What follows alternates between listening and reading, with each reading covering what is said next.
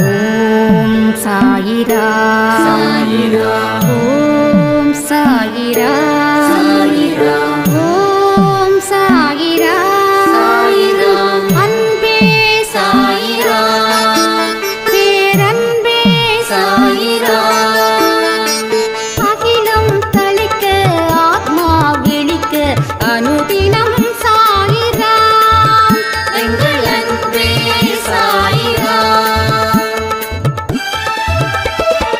ஒன்றே இறைவன் ஒன்றே பூமிக்கென்றும் சாயிரா சரணம் சாயிரா நன்றே செய்து வாழ்வோம் நாம் ஒன்றே செய்து வாழ்வோம் அன்பே சாயிரா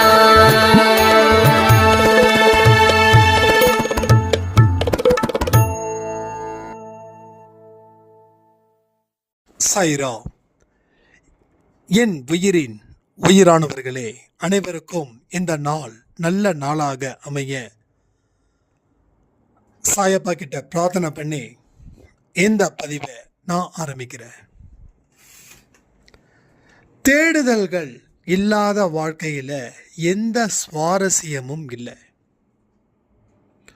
உங்க தேடுதல் எதை பற்றியதாக இருக்க வேண்டும் அப்படின்றது தான் இந்த பதிவு. உங்களுடைய தேடுதல் நல்லவைகளா இருக்குதா? அது கடவுள் சம்பந்தப்பட்டதா இருக்குதா? உங்க வாழ்க்கையில முன்னேற்றத்தை பத்தி இருக்குதா? உங்க வாழ்க்கையில வெற்றி நம்பிக்கையின் அடிப்படையில் அந்த தேடுதல் இருக்குதா அப்படின்றது தான் இங்க கவனிக்க வேண்டிய முக்கியமான விஷயம். அப்போ நம்ம வாழ்க்கையில் ஆரோக்கியமான தேடுதல்களை நம்ம தேட ஆரம்பிக்கும் போது வாழ்க்கை மிகவும் இன்பமாக இருக்கும். வாழ்க்கை மிகவும் சுவாரஸ்யமாக இருக்கும். வாழ்க்கையில் ஒரு நொடியும் ஒரு அற்புதத்தை தேடுதலை குறிப்பதற்கான வழியில் நம்ம பயணங்கள் இருக்கும்.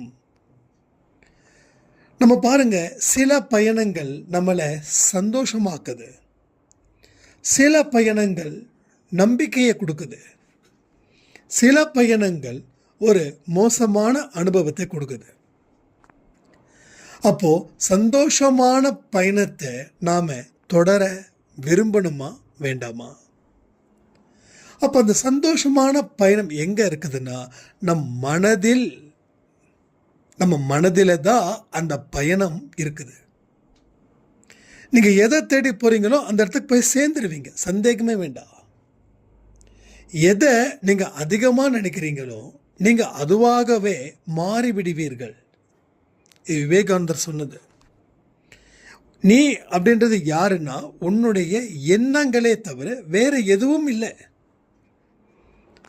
உன்னுடைய எண்ணங்கள் செயலா மாறுது. உன் செயல் நீ யாருன்னு இந்த உலகத்துக்கு காட்டுது. நீ வெற்றி அடைந்தவனா இருந்தா உலகம் உன்னை கொண்டாடுது. நீ தோல்வியை தழுவி கொண்டு இருப்பவன் அப்படின்னு நீங்க இருந்தீங்கன்னா நீங்க என்னதான் தத்துவம் சொன்னாலும் என்னதான் புத்திமதி சொன்னாலும் இந்த உலகம் ஏற்க மறுக்கிறது. அப்போ நம்ம வாழ்க்கையில் என்னுடைய தேடுதலை எனக்கு முழு சுதந்திரத்தை இந்த பிரபஞ்ச சக்தி கொடுத்துருக்குது. அப்போ நான் எதை தேடணுன்றதை நான் டிசைட் பண்ணணும். அதற்குரிய பயணத்தை நான் ஆரம்பிக்கணும். அந்த பயணத்துக்கு கடவுள் உதவி செய்யணும். அப்போ கடவுள் உதவி செய்கிற மாதிரியான தேடுதலும் பயணங்களும் இங்கே உங்களுக்கு மிக மிக மிக முக்கியமான ஒரு அணுகுமுறையாக இருக்கிறது. நிறைய பேர் வெற்றி பெறுவதுன்றது ஒரு பெரிய கடினமான விஷயம்னு நினைக்கிறாங்க. ஏன் தெரியுமா? அவங்கள வச்சு தான் அவங்க சொல்கிறாங்க. ஆனால் நான் சொல்லுவேன், வெற்றி பெறுவதுன்றது முதல்ல உங்களை நீங்கள் எந்தெந்த வழியில் சரி பண்ணணுன்றத நீங்கள் முதலில் தெரிந்து கொள்ள வேண்டும். தெரிந்து கொண்டு அதன்படி எந்த ஒரு விஷயத்தையும் ஸ்கிப் பண்ணாம உங்களுடைய பயணத்தை ஸ்லோ அண்ட் ஸ்டடி, பிடிச்ச வார்த்தை நிறைய ரிப்பீட் பண்ணியிருக்கேன். ஸ்லோவாக இரு, ஆனால் ஸ்டடியாக இரு. வேகமாக போகணும்னு சொல்லி வாழ்க்கையை முடிச்சுக்க வேண்டாம். ஸ்லோவாக இருந்து நீ 90, 95, 100 வயசு வரைக்கும் நீ சிறப்பாக இருக்கணும். இது கடவுளுடைய வார்த்தைகள். எவ்வளவுதான் போராட்டங்கள் கடினமாக இருந்தாலும் உன்னுடைய மனசில் நம்பிக்கை இருந்துச்சுன்னா நீ எவ்வளவு போராட்டத்தை போராடினாலும் நீ களைப்படைய மாட்ட, நீ சோர்வடைய மாட்ட. அதற்கு பதிலாக ஏதாவது ஒரு நாள் நீ வெற்றியை அடைந்தே தீர வேண்டும்.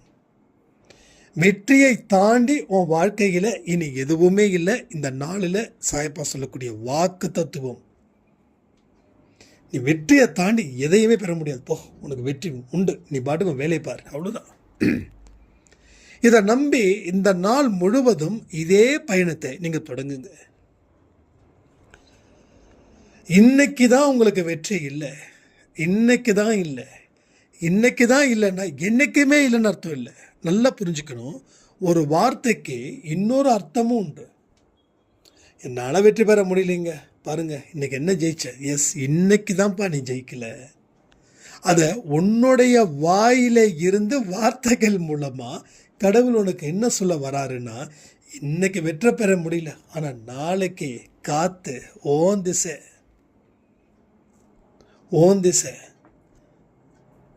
அப்போது உங்களுடைய வைப்ரேஷன் நீங்கள் மற்றவங்களுக்கு எந்த மாதிரி கொடுக்குறீங்களோ அந்த மாதிரியான வைப்ரேஷன் உங்களுக்கு வந்து சேரும். அப்போ நாம் இதுவரைக்கும் நம்மளுடைய வைப்ரேஷனை எப்படி கொடுத்துருக்கோம்? ஒரு எதிர்மறை எண்ணங்களுக்கு என்னென்ன வழிமுறைகள் எல்லாம் இருக்கோ அந்த மாதிரி வைப்ரேஷனை உங்களுக்கும் உங்கள் உறவுகளுக்கும் உங்கள் நண்பர்களுக்கும் இந்த சொசைட்டிக்கும் நீங்கள் கொடுத்துருக்கீங்க. அவங்கெல்லாம் உங்களை அப்படி நினைக்கிறதால உங்கள் காரியங்கள் தடைப்படுகிறது. இப்போ என்ன செய்யணும்? உங்களை பற்றி இருக்கக்கூடிய ஒப்பீனியனை முதல்ல நீங்கள் மாற்றி பிறகு மற்றவர்களை மாற்றுவதற்கு நம்ம முயற்சியின் மூலமாக, உழைப்பின் மூலமாக, செயல்களின் மூலமாக நீங்கள் ஈடுபட வேண்டும். அன்பே சாயில் நிறைய எக்ஸ்பீரியன்ஸ் கிடச்சிருக்குங்க, ரொம்ப எக்ஸ்பீரியன்ஸ். நம்ம அன்பே சாயில் சாதாரண அற்புதத்தில் கடவுள் பண்ணல. அற்புதம்னா என்னென்ன மிஞ்சிற அளவுக்கு அற்புதத்தை நிறைய பண்ணியிருக்காங்க. ஒரு ஸ்கூலில் ஒரு கிளாஸில் ஒரு பையனை மக்கு பையன் அப்படின்னு சொல்லிட்டா அந்த பையன் மக்காவே இருக்கான். அந்த பையன் நல்லா படிக்கிற பையன் அப்படின்னு சொல்லுங்கன்னு நம்ம என்னைக்கோ சொல்லியிருந்தோம். அதை நம்ம அன்பே சாயில் ஒரு டீச்சர், ப்ரைவேட் ஸ்கூலில் கிளாஸ் எடுக்கக்கூடிய ஒரு டீச்சர் அங்கே இருக்கிற மாணவனை அவங்களுடைய அப்ரோச்சிங்கை மாற்றி ஸ்டூடெண்ட்ஸ் மத்தியில் நல்லா படிக்கிற பையன்தான் அவன்னு சொல்லி அந்த வார்த்தைகளை அவங்க கூட படிக்கிற எல்லா மாணவர்களுக்கும், ரெண்டாவது அந்த மாணவனுக்கும் அந்த ஒரு வார்த்தைகளை சொல்லி இன்னைக்கு அந்த பையன் அந்த கிளாஸில் 3rd ரேங்க் வந்துட்டுருக்கான். 3rd rank. எல்லா சப்ஜெக்டும் ஃபெயில் ஆனவன் அடுத்தடுத்த வரக்கூடிய எக்ஸாம்ஸில் சொல்லி ஏன்னா நான் சொன்னேன், நேற்று இரவு கூட கொடுத்த பதிவில் வார்த்தைக்கு முக்கியத்துவத்தை கொடுங்கன்னு சொன்னேன். அப்போது உங்களோட ஒப்பீனியன்ஸையும் நீங்கள் மாற்றணும். எஸ் என்னால் முடியும் அப்படின்றத உங்கள் ஆழ் மனசில் நம்ப வைக்க நீங்கள் முயற்சி செஞ்சிட்டிங்கன்னா அது உங்களை யார் அப்படின்றத இந்த ஊருக்கும் உலகத்துக்கும் காட்டியே தீரும். அதை யார் தடுத்தாலும் அதை தடுத்து நிறுத்த முடியவே முடியாது. ஸோ வாழ்க்கை உங்கள் கையில். இன்று இல்லையே நாளை உனக்கு அதிசயமும் அற்புதத்தையும் நான் நடத்தியே தீருவேன்.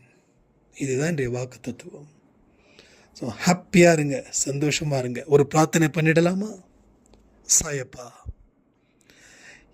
இந்த வாழ்க்கையை நீ எனக்கு கொடுத்த, நான் எனக்குள்ள ஒரு தாழ்வு மனப்பான்மையை ஏற்படுத்தி எதிர்மறை சிந்தனைகளை என் மனசுக்குள்ள போட்டு புதைத்தது நான் செய்த மிகப்பெரிய தவறு.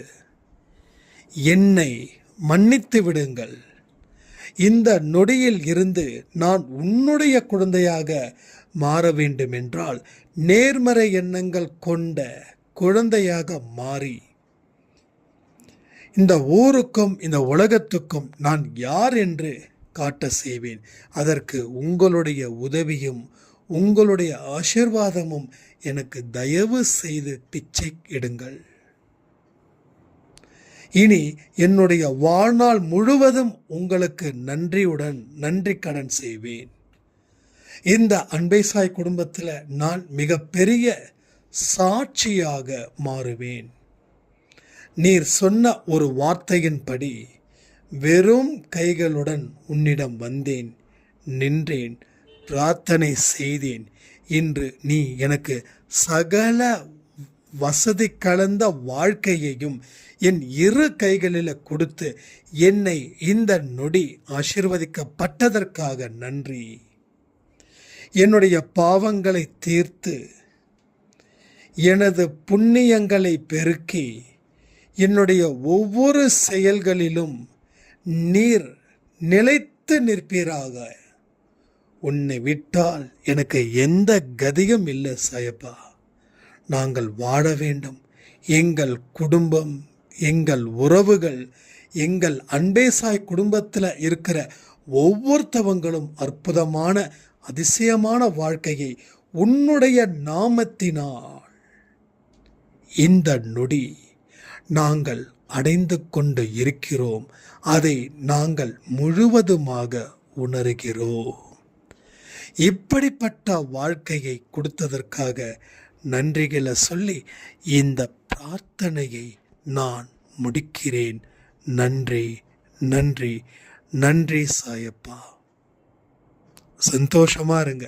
இந்த பிரார்த்தனை கண்டிப்பா இங்க இருக்கிற எல்லா சாய்ராமுக்கும் நல்லவைகளே நடக்க செய்யன்னு சொல்லி இன்னைக்கு யார் யாரெல்லாம் பர்த்டே, வெட்டிங் டே செலிப்ரேட் பண்ணுறாங்களோ அத்தனை பேருக்கும் சாயப்பாவுடைய அன்பும் ஆசீர்வாதமும் பரிபூரணமாக கிடைக்கணும்னு பிரார்த்தனை பண்ணி இந்த பதிவை நான் முடிக்கிறேன். ஜெய் சாய்ராம்.